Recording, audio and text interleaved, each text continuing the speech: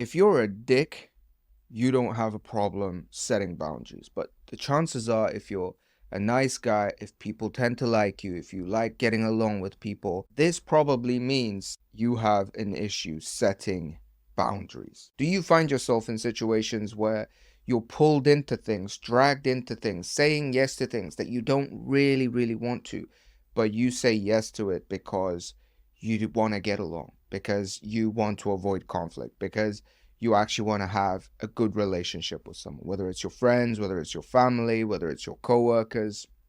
Let me tell you that one of the most important things that you can learn in your entire life is to set your boundaries. So the first thing that you have to do is realize, what is a boundary? What the hell is a boundary? Why does it matter? All right, let's just take that. What is a boundary? If a country has a border, right? This is the border between Morocco and Tunisia.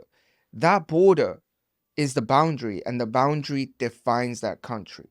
If there was no boundary, there would be no country. If you have your body, right? The boundary of your body is your skin against air and the world around it, right? Such that if you had no skin, if you had no boundaries, you wouldn't be a human being, right? Everything is like this. A table has a boundary in terms of the shape and the space that it takes up. So what am I trying to say? The boundary is the defining line. It is what makes you you. It's what makes a country a country. It's what makes a thing a thing. Such that without boundaries, or blurry boundaries, or shitty boundaries, you are not you. And how are you going to be happy if you are not you? A lot of the unhappiness that results in the world, right? Seriously, a lot of mental illnesses, a lot of fucking depression, a lot of social anxiety, a lot of problems come from the fact that you are not being yourself, that you are not radically honest in your thoughts, words, and actions, that you're living someone else's life or living to please someone else. Your unhappiness results from you not being yourself, and what makes you yourself, quite literally, is your boundaries. Number two, realize you might suck at setting boundaries. I always say awareness is the first step to change, right? So you need to become aware of the fact that you suck at certain things. Like I needed to become aware of the fact that I suck at setting boundaries. That's the first step to change. So let's actually look at this. Why do I suck at setting boundaries? All right. This is one possible interpretation. I remember one of my traumas. I haven't really shared this, especially not online, but one of my traumas is that when I was very young, I would see my parents fighting, like literally screaming, fighting, total just pain body anger. And they would be fighting and screaming. And as a kid, it made me so deeply anxious, maybe scared, yeah, maybe afraid. Who knows, I may have even thought of it as my own fault that they're fighting. I may have been afraid that they would split up and I would have to choose. I may have just been scared of the pure level of like sound and anger that was in the house. I don't really know what I was thinking at the time. It's just that I know that it was one of the things I hated the most, right? Was it this? Was it something else that instilled in me fear of conflict or the desire to avoid conflicts? I didn't want to be in these situations. I wanted my parents to get along. I didn't want them to fight. I wanted myself to get along with other people because conflict, raised voices, uncomfortable, discomforting situations made me anxious and uncomfortable and led me maybe back to that instance of trauma where I felt powerless, where I felt weak, where I felt unable to help or change the situation, or even I may have blamed myself for such a feeling that I was not worthy, that whatever the fuck. You get what I'm saying, right? So it goes deep. And if this desire to avoid conflicts instills in me, in you, in other people, this is usually what makes us nice guys. Because we don't want conflict, so we're looking out for people, right? I'm looking out for Susie who comes around to my house to play, right? Or David. I mean, my friends weren't called Susie and David, all right? They were called some other Korean names, obviously. But I would chill with them, and I remember they would come around to my like play, like we would all play in the same house, and we'd all be playing, and like everyone would really like love coming to hang out at my house because I had a lot of toys and shit. And I remember as I was enjoying it, I really liked seeing everyone having a good time. And whenever someone felt a little bit left out, I could sense it immediately. And I wanted them to have a good time.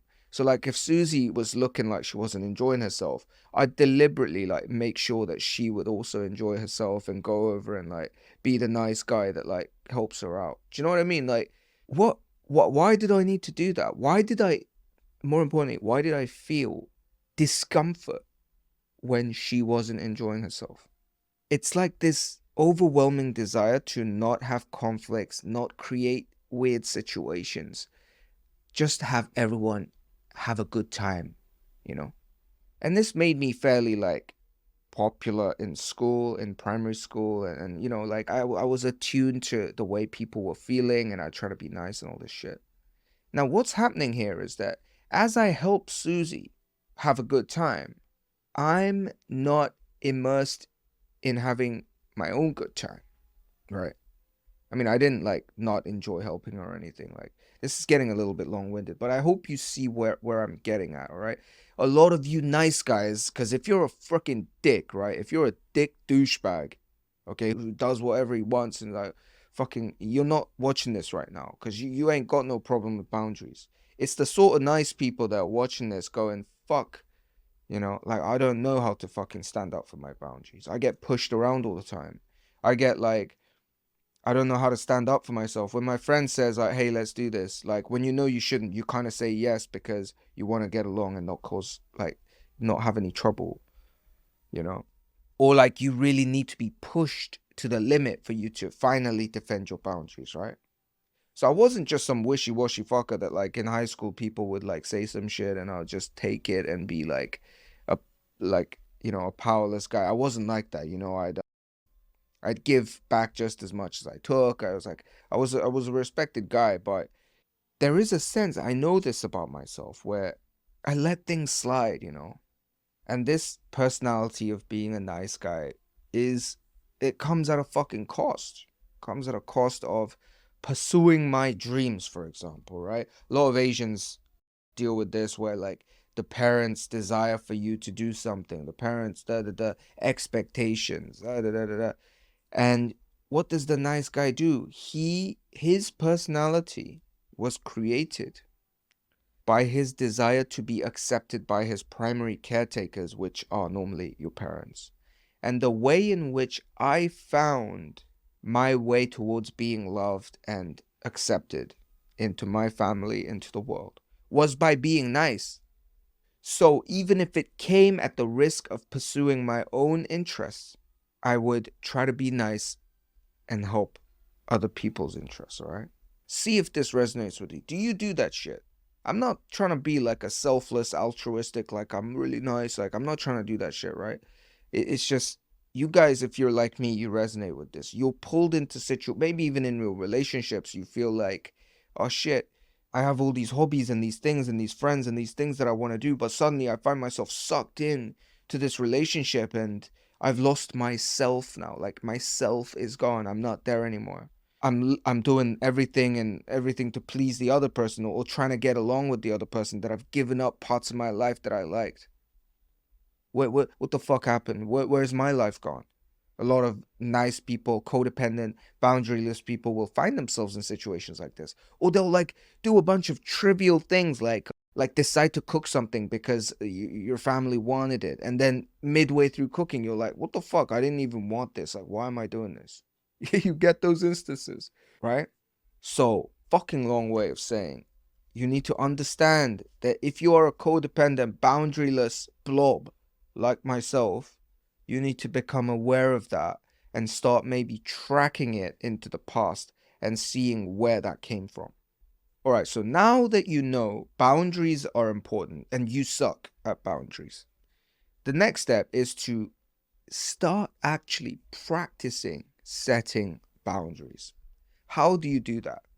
You have to, first of all, catch yourself whenever you're being wishy-washy and start saying small things to make your desires known and be firm about it. Okay? You literally just have to practice this. It's like a muscle. Give you an example. The other day, right, I like to listen to audiobooks when I commute, right? So I'm getting in the taxi to go and have a meeting with a client or something. I get in the taxi, and the taxi driver, like all Korean taxi drivers, they have some radio shit going on, which I have no interest in, right? And it's about a 15-minute drive, and I think to myself, fuck, man, that radio is going to get in the way. And then what I did is I caught myself going, you know what? It's only 15 minutes. Let him listen to his radio. I'll just chill. I did the nice guy thing, right? That's what a nice guy would do. Look out for his interests. In the meantime, what I want is being pushed into the background because I'm scared of conflict. What if he goes, well, no, I got the right to listen to the radio, right? And then I fucking caught myself doing that. And I thought, here we go again. That's me backing down from a conflict and not setting boundaries. Because I think as a customer in a taxi, you have every right to ask the taxi driver to turn off the radio, right? If you want to read or whatever, right? You're paying him for the ride, and I think that's within, right? But I didn't do that. So I caught myself, and I immediately told the taxi driver, I said, hey, could you please turn off the radio? I'd like to work on my thing now. And he went, of course, yes. He turned it off. And I went on the ride, listening to the thing. There was no huge backlash. There was no back and forth fighting. There was no conflict. It was just... Now, for some of you, this whole instance would have, even this simple, trivial instance would have caused you a little bit of anxiety. Like, that's a sign that you're watching the right video, man. I know exactly how you feel. That's how we are. So you have to take small wins. You have to make small wins by setting smaller and smaller boundaries. Another thing is this. A lot of the time, my friends ask me to come, do something, play football, do this, do that. And I love football, right? But there are times when I have a lot of work, like I got to edit, I got to plan filming, this kind of stuff. And, as I grew up, I realized that really time is the most important thing, and I got to protect my time, right? The way boundaries get wishy-washy the most is with time. People pull you with time, right? That come play football, and I'm like, you know what? I could say no because I got work, but what if they think I'm just like, blah, blah, blah. And you want to say yes. You know what I mean? On the surface, you want to say yes because you want to get along. But I said, in this particular time, okay, I can't go. And I didn't give no long-winded explanation as to why not, right? Because all of that is also coming from a desire to get along. You're trying to explain why they should still like you when you say no, rather than just like, no, I don't want that. So let me flip this on you, right? So sometimes you will have met someone where you ask them something and they're just like, no, I don't want to do that. And you feel a bit like, aren't they going to explain why they said no? Like, because that no kind of just like hit me, like it's kind of uncomfortable. You expect them to like explain themselves and they don't, right? And you feel like, oh, you feel a bit shit, right? But you don't, you kind of respect them more in a way. You kind of just go, oh, right, I can't fuck with this person. Like, he knows what he wants. He's going to say no. You respect them more because they know how to, they just said, this is what I want. That's how it's going to be. I don't need no long-winded explanation to appease your emotional unsettled feeling.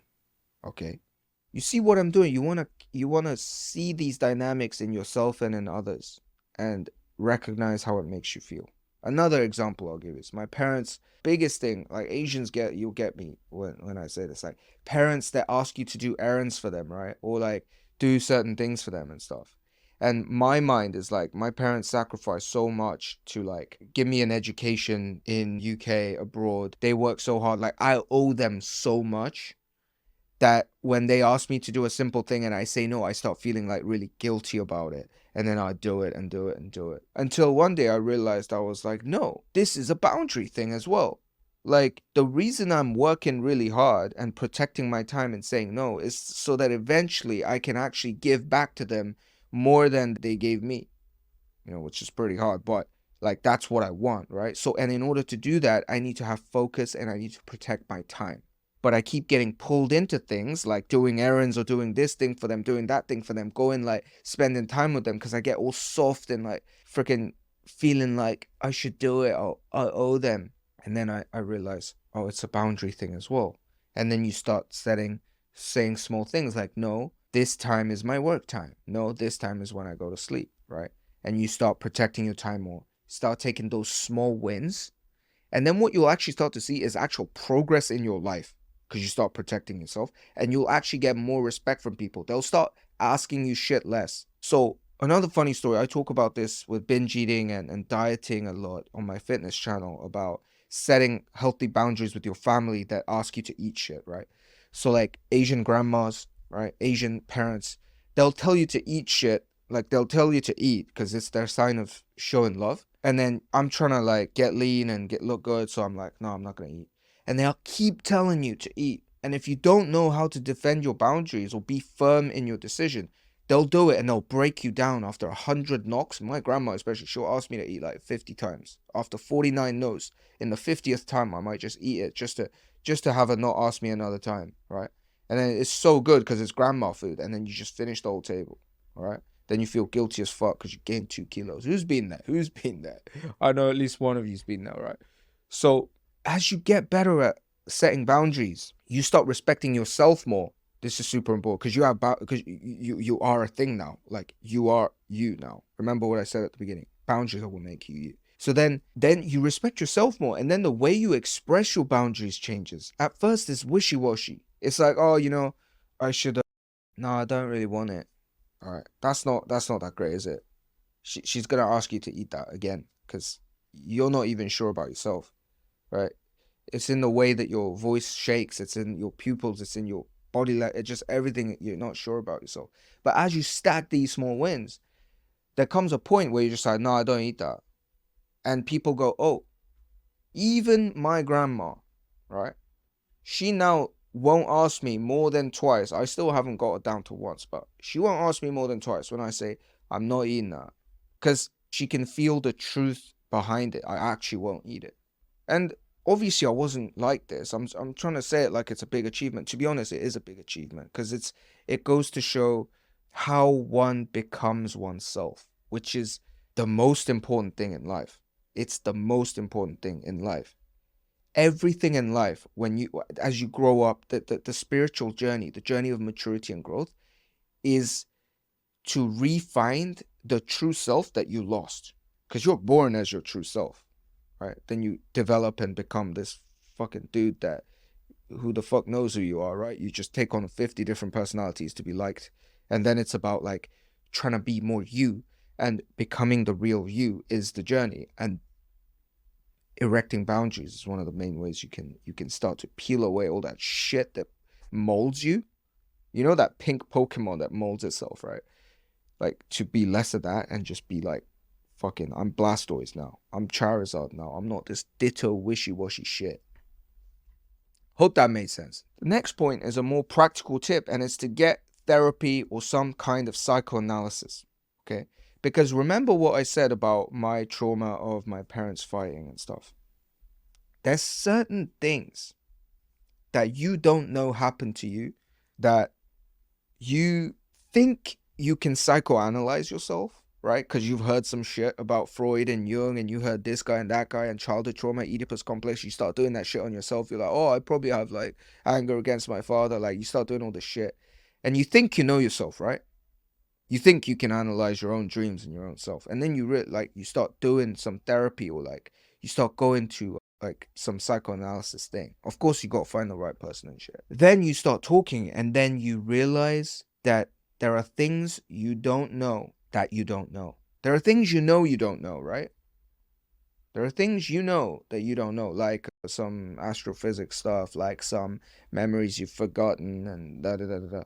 But there are things in your subconscious that you don't know that you don't know, but it's there, and there's a lot of it. Let me give you an example because you're probably confused right now. Yeah. So like I always used to think the fact that I studied abroad is amazing. It gave me all these opportunities. I can speak all these languages now. I like the fact that I studied abroad. It's such a great opportunity that not a lot of people had. And I'm always saying this whenever people ask me, like, what was it like to go to England so young? And oh, it's so good. It's one of the best things that happened in my life. Blah, blah, blah. And as I was talking to this therapist for a while, and we were going through my life and stuff, he said, he was like, when you talk about your childhood in Korea, there's like a kind of lightness and joy. I can hear it in your voice. And when you talk about your time in England, you talk about all these things that should be good. I'm trying to rationalize that they are good, but there's a kind of gloom, there's a kind of gray cloud over it. I heard it and I did not know. But as soon as he said it, it just like some things started connecting, like ba ba ba ba ba. Like I'm convincing myself that it was good on a logical level, when on a deep, deep, deep level, there was maybe sadness surrounding the fact that I was sent far away from my homeland at a young age, from my family. It didn't hit me. I did not know this. I did not know that I did not know this. There's shit like this that more than you know, there are stuff like this that are controlling how you feel, how you act, the stories you tell yourself, and things like that. So stop thinking you can self-therapize yourself. That you, oh, I get it, like I read a bit of Freud, it's that psychoanalysis thing, right? Like, don't be that guy, all right? Have some humility and actually seek therapy. By the way, if you think therapy, I hope nobody thinks this now. If you think therapy is just for some mental people, it's not, all right? Because if you study psychoanalysis, you'll understand that everybody has a trauma, right? Everybody is thrown into the world. And if your parents were really great, that fucked you up, didn't it? If your parents were really shit, that fucked you up. If you have abusive parents, you're fucked up. If you have really good parents that just cared for you, you're fucked up as well. You're just fucked up in a different way. And the process of therapy is not to fix you into some standard norm. All right, this is a fucking key point, right? We're not trying to fix someone to come to that ideal middle norm human being, right? Norman David, like nobody wants to be Norman David. You just you're just trying to find out, become more aware of yourself so that you can become more aligned with your true self, whatever you want and what's blocking it. That is therapy. And ask yourself if that makes sense for you. Of course it does. It's the deep stuff that's going to be the most lasting when it comes to the duration of your transformation. And when it comes to things as deep as boundaries and finding yourself and becoming more yourself, it's more about letting go of the blocks than it is about adopting new beliefs. It's less about reading these self-help books and listening to videos like this and being like, It's more about letting go of shit that's holding you from everywhere, but you don't know what's holding you. And that's the place of therapy and deep work, right? That's the mindset shit. That's what I'm trying to get you to think about in this video. It'll be cool to have a back and forth, actually. But anyways, that's what it is. Get some therapy. Don't think of it as some retarded thing. Like, it's a really, really, really wise thing, actually. Next, yo, I'm coming at you with a practical tip because it's been a bit philosophical up to now, right? Do martial arts. Learn self-defense, especially if you're a guy. I can't speak for girls, but I think it also applies definitely actually for girls as well. Because martial arts, what they do, right? I'm doing jiu-jitsu and things right now, is it's a boundary thing, isn't it? You can defend yourself, right? And let's not forget, before we became these sophisticated human beings with, Sony cameras on a balcony, we lived in the food chain, in the jungle, and we evolved as animals that had to survive. Okay. And that biology is this like installed in our body now. It's not going to change just because the last 2000 years or whatever we were living like safe, right? Because 100,000 million years of evolution created this body, not the last 2000 years. You'll realize when you're walking and somebody just like starts sprinting behind you and you didn't know they were coming, by the time that they go past you, you'll feel like all the hairs stand up because you think you might be getting attacked from behind. Like I had this feeling the other day, like adrenaline, everything pumping because I thought someone was jumping me. There was nobody would do that in the streets of Seoul, but like I felt that. That's biology. That's evolution. That's wired into us. So self-defense, learning self-defense is at the core of our being. And the closest thing we can do right now is martial arts. You learn to control your own body. You learn to control your own space. You learn to defend your words, your views, and your body when you do martial arts, and you'll carry yourself differently, right? So imagine you're a blue belt, purple belt, brown belt, black belt in jiu-jitsu. You go out into a bar, right? And there's some conflictual situation. All right. This guy's being a douchebag. Especially with two guys, there's always the subtext of like a possible physical altercation, right? You know that if he spat on your face, yeah, you're gonna have to punch that guy and fucking go for it. All right. I don't care how big he is. There's a line, right? There's a line. If he spits on your face or your girlfriend or like just does something just outrageous, you're gonna have to fuck him up. But let's take it down a notch. He's not spitting on you, but he's chatting shit, right? He said some shit that you don't like, and you want to say some shit back, but you back down. Why? Because you think you might get fucked up, right? But the ability to just say it how it is and not shake in your view and hold that groundedness comes from your knowledge of the ability to defend yourself if things were to turn physical. That comes from martial arts. So actually, you being able to express shit clearly and set proper boundaries comes from that kind of core self-reliance that you can build through things like jiu-jitsu and boxing and shit like that. So do the martial arts, guys. Just pick one up. Just start doing it. Okay? Boxing, the best for genuine, practical street fighting boxing. And then if you want to do something that is grabbing and grappling and you like having people's balls shoved in your face, then you can do jiu-jitsu as well. Next, this one's a big one. Eat healthy food and take care of your gut health. This links to the previous point. The way we evolved, right? Our gut is the source of our instincts. Remember when you had a gut feeling about something and you ignored it because you thought about it too much, right? You had this gut feeling and then you ignored it. Like I had this gut feeling about an editor. It wasn't the right guy. But logic, right? The brain comes in because the gut feeling shows itself like in a split second and then disappears because the brain comes in. The brain comes in and goes like, oh, it's a really good deal. He's got a good price. Like he's hardworking. He can improve. He's got this, that, and the other. You start convincing yourself. You start convincing the gut that it's a good decision. And then what happened when you last did that? When you convinced your gut with your brain, you probably regretted it like I regretted it. The reason why is the gut feeling is not some wishy-washy like voodoo ancestral knowledge. In fact, it is actually ancestral because the wisdom is in the actual evolution again is in the gut, right? When the guys jump in my back, it's a gut feeling. It's like you actually physically feel it in the gut. You know, when you're about to get in a fight and tensions are running high and testosterone, like adrenaline, it's a gut feeling, right? This anxious thing. Or like when you feel like attracted or when you feel love, it's not here, like genuine physical heat energy. You feel it here because the brain developed afterwards. The brain came after to help us do logical shit like turn left and right to get to like the supermarket. That's when the brain came in. That the origin of our wisdom is all in the gut, right? So if you're fucking up your gut health by eating shitty food, then you're probably less likely to have that chain of knowledge flowing freely, which means you won't trust your gut. You would just be like, oh, you'll be in this derp haze. But if you're eating healthy, if you're doing martial arts, if you're sharp, if you're meditating, and you learn to trust your instincts, you learn to trust your gut on things, and you have the courage to follow the gut. The courage to follow the gut, guys. This fucking changed my life. Okay. Everything in my brain told me to continue the PhD. My gut told me cut the PhD. Go to the military in Korea.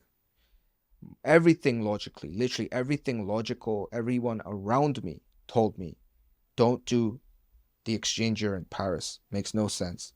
You're about to, da da da. My gut said, fuck it, let's go.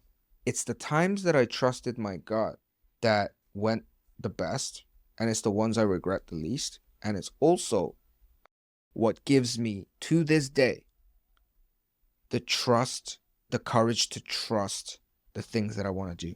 if they originate from the gut, right? Like this podcast, like this video right now is a gut decision.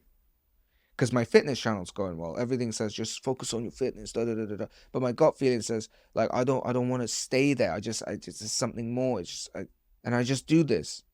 It's this kind of thing. You gotta learn. You gotta develop the muscle, the courage to trust your gut feeling. All right, this is a really short point, but it's important nevertheless. See things how they are.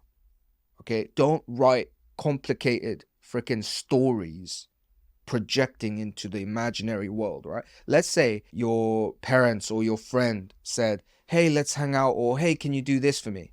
And you watch this video, you're like, I'm gonna get better at setting boundaries. You say like, nah, I'm not gonna do that. Then you start writing stories in your head, right?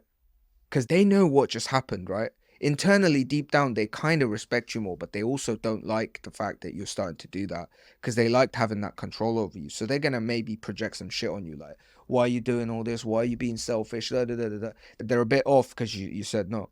And then you start writing stories in your head. You're like, oh, maybe she was nice to me that time. Am I actually being a bit selfish? Like you start doing this whole mental movie, right? Don't do that shit. See things for how they are and don't let other people project their realities onto you. People will do this all the time, especially if you're a nice guy. They'll project their vision and their reality onto you as if you're being the bad guy, as if you're just like being selfish and shit. Just be like, that is not, you're projecting right now. You're projecting because you don't like the fact that I just stood up for myself and said what I wanted. You're projecting that onto me. That's seeing it how it is. See it how it is. Don't make these mental movies. All right, guys. With that note, I want to wrap this up. Okay, when I started this video, I felt a little bit like, how is it going to turn out? What am I going to say? I don't really know. I don't really know what you thought about this video. I want you to tell me what you thought. Especially if you watched to this point, I'll be very grateful for that. I really do this not in some way to like somehow like say you're bad and I'm good or anything. This is as much self-therapy. I hope you can see that in the fact that the stories that I've shared, right? And look, if you've been abused, if you've been bullied, if you have had difficult relationships with your family growing up or with your love relationships, if you've been cheated on, if you've been physically abused, sexually abused, whatever it is, it's hard, right? And things that have happened in life have left their mark on you. And that's why you and I and many of us have difficulty setting boundaries and having the courage to defend them, right? And a lot of it comes down to the fact that you don't have the trust in yourself right now. So I want you to know that it's not your fault that these things happened, right? It's not your fault, but it is your responsibility how you interpret what happened to you, right? So if some of my stories helped you remember maybe some of your stories, right? That is a fact. That the fact that happened is not your fault, right? The time that you didn't stand up for yourself, the time that you let your boundaries just be crushed, like you maybe probably feel a bit of shame and guilt towards that instance. It's not your fault, right? That at that time you couldn't. It's not your fault, but it is now your responsibility to look back on those times and become aware of the fact that that was an issue of boundaries, and that you can get better, and you really can. That you can get better, and it starts with awareness first of all, and small steps. So let me know if you're struggling with something like that, if you have any other questions, if you want me to talk about other topics, or if you just want to tell me what you thought of this video. I hope the audio recorded well. See you in the next video, guys. Bye-bye.